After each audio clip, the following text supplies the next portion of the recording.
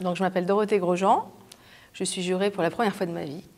Je suis agent artistique depuis bientôt 10 ans et j'ai travaillé dans le cinéma beaucoup avant et aussi pour des festivals.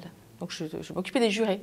Moi, je m'appelle Lucie Desquin, je travaille pour une société qui s'appelle Charade, qui est à Paris. Et on est une société de vendeurs internationaux, donc on vend des films. Et on fait un petit peu de coproduction également.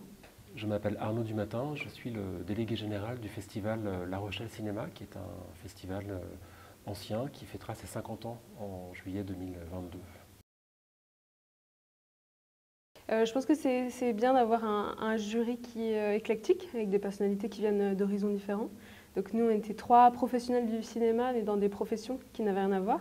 Donc c'était très bien d'avoir cette diversité. Et voilà, après on s'est écouté, il n'y a pas eu de soucis, c'était parfait.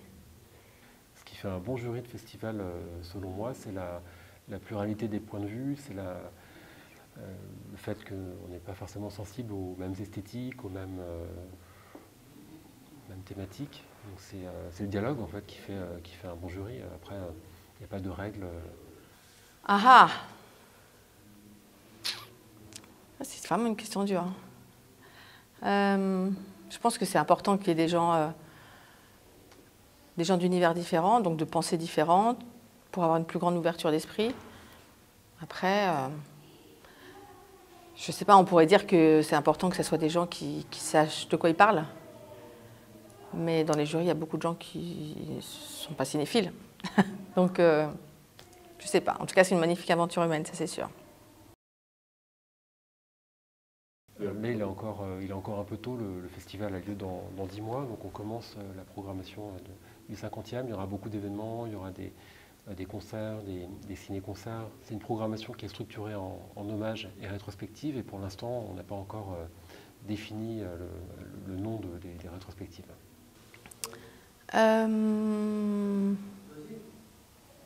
il se trouve que maintenant, avec le Covid, ça a évidemment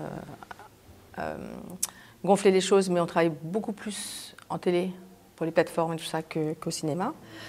J'ai 2 comédiens qui sont dans le rôle principal d'une super série internationale sur l'univers du vin, réalisée par un réalisateur israélien. Donc ça, je pense que ça va être chouette, j'espère que voilà. Et au cinéma, je représente l'actrice Sophie Guillemin qui tourne là dans le film de Robin Campillo et qui a été choisie par Blandine Lenoir pour un rôle très important dans son prochain film l'année prochaine. Donc ça, c'est bien.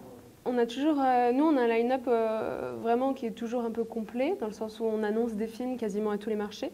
Donc on a une quinzaine de films par an.